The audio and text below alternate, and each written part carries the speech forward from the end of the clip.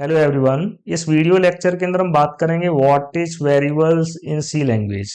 Variable is a named memory location used to store the data. Generally variables क्या है? Name of the memory, जिनका काम क्या है? डेटा या वैल्यू को स्टोर करना।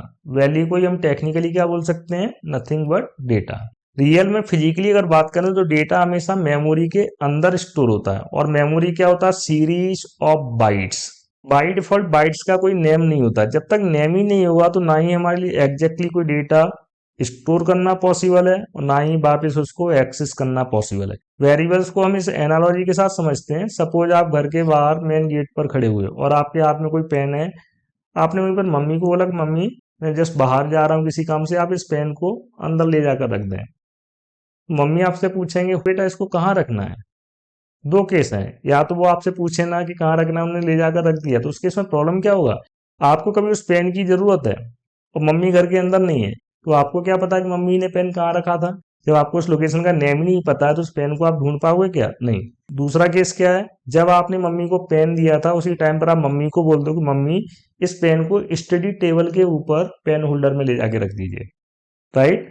तो इन फ्यूचर वापस जब आप आओगे, मम्मी भले ही घर पर नहीं है लेकिन फिर भी अगर आपको पेन की जरूरत है तो उस पेन को आप एक्सेस कर सकते हो कि नहीं? यस, क्योंकि आपको पता है मम्मी ने एग्जैक्टली पेन को कहाँ रखा है?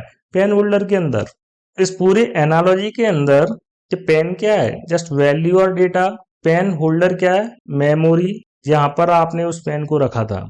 तो एक्चुअली डेटा को स्टोर करने के लिए हमें नीड किसकी होती है? मेमोरी की। लेकिन हम जब भी उस डेटा को वापस कभी एक्सेस करेंगे तो एक्सेस करने के लिए हमें नेम की जरूरत होगी। जब तक नेम नहीं पता होगा मेमोरी का, आप उस डेटा को वापस कभी एक्सेस ही नहीं कर सकते। उसी टाइप से प्रोग्रामेटिकली अगर हमने किसी वैल्यू को मेमोरी में स्टोर कराया है और अगर हमें उस मेमोरी का नेम नहीं पता है तो कभी उस वैल्यू को वापस एक्सेस कर पाएंगे क्या? नहीं। तो वापस उस वैल्यू को एक्सेस करने के लिए हमें उसका नेम पता होना चाहिए। तो वो नेम क्या? Nothing but variable name.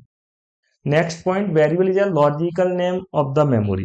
Variables actually किस टाइप के नेम्स होते हैं? Logical name, not physical names. क्योंकि वेरिएबल्स का फिजिकली मेमोरी में कोई एग्जिस्टेंस नहीं होता है।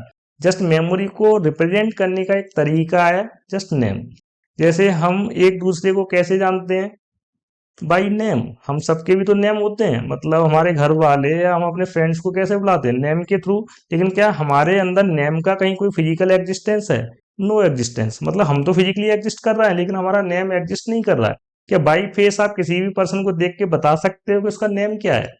नहीं बता सकते, क्योंकि वो फिजिकली एग्जिस्ट ही नहीं कर रहा है। उसी टाइप से वेरिएबल्स भी क्या है? Logical names. Variables acts like a container. Variables को कंटेनर भी बोला जाता है। वेरिएबल्स को हम कंटेनर क्यों बोलते हैं? क्यों कंटेनर किसको बोला जाता है? Actually anything that can store the contents. कोई भी थिंग्स जो कंटेंट्स को होल्ड कर सकता है, स्टोर कर सकता है, उसको हम क्या बोलते हैं? कंटेनर और बॉक्स। उसी टाइप से वेरिएबल्स का भी रोल क्या होता है? वैल्यू को स्टोर करना। तो वैल्यू क्या? कंटेंट्स, और वेरिएबल क्या हुआ? कंटेनर। नेक्स्ट, सभी वेरिएबल्स के एक्चुअली थ्री प्रॉपर्टीज होते हैं। वो थ्री प्रॉपर्टीज क्या है? Variable name, variable value and variable address. सभी वेरिएबल्स का नेम होता है, सभी वेरिएबल्स के अंदर वैल्यू स्टोर होता है, सभी वेरिएबल्स का यूनिक एड्रेस होता है, जिसको हम बाइट एड्रेस भी बोलते हैं, ऑफसेट भी बोलते हैं। तो एक्चुअली मेमोरी के अंदर अगर कोई डेटा स्टोर है, वैल्यू स्टोर है, तो हम वैल्यू को टू टाइप से एक्सेस कर सकते हैं। एक तो मेमोरी नेम के थ्रू, मतलब वेरिएबल नेम के थ्रू। दूसरा तरीका क्या हो सकता है? Using address. तो एड्रेस के थ्रू किसी भी डेटा को एक्सेस करने के लिए एक्चुअली में पॉइंटर्स की नीड होती है।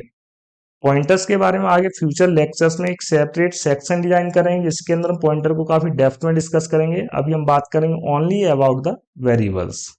वेरिएबल्स को समझने का एक और आसान तरीका देखते हैं, जो सबसे इजीएस्ट वे है, आप प्रैक्टिकली समझ जाओगे।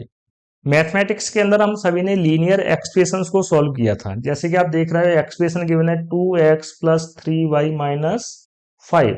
तो इस एक्सप्रेशन के अंदर x और y क्या है? Just variables.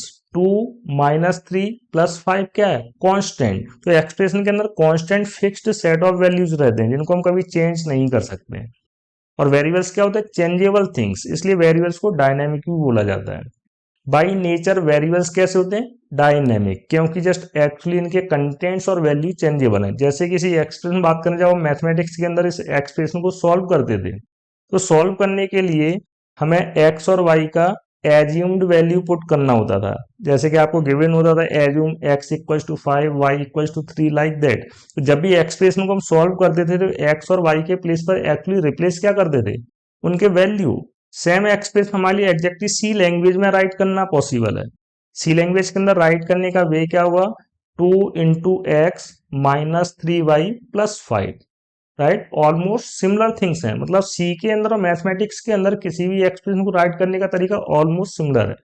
तो सी लैंग्वेज के अंदर भी इस एक्सप्रेशन आप देख सकते हो, एक्स और वाई क्या है, वेरिएबल्स, 2 क्या है कांस्टेंट, -3 प्लस 5 क्या है जस्ट कांस्टेंट्स। जब भी सी में इस एक्सप्रेशन को सॉल्व किया जाएगा तो ऑपरेटिंग सिस्टम ड्यूरिंग एग्जीक्यूशन 2 -3 और +5 का मीनिंग तो ओएस के लिए फिक्स्ड है, लेकिन एक्स और वाई के प्लेस पर क्या रिप्लेस करेगा, वैल्यू। लेकिन वो वैल्यू एक्चुअली आएगा कहां से, मेमोरी से, राइट। मतलब जिस मेमोरी ब्लॉक का नेम एक्स और वाई है वहां पर जो भी डेटा या वैल्यू अवेलेबल है, एक्चुअली वो वैल्यू एक्स और वाई के प्लेस पर रिप्लेस होगी, एक्सप्रेशन सॉल्व कर दिया जाएगा। तो आई थिंक इस एक्सप्रेशन के माध्यम से, कंपैरिजन के माध्यम से वेरिएबल्स का मीनिंग आपको बहुत अच्छे से क्लियर हो चुका होगा।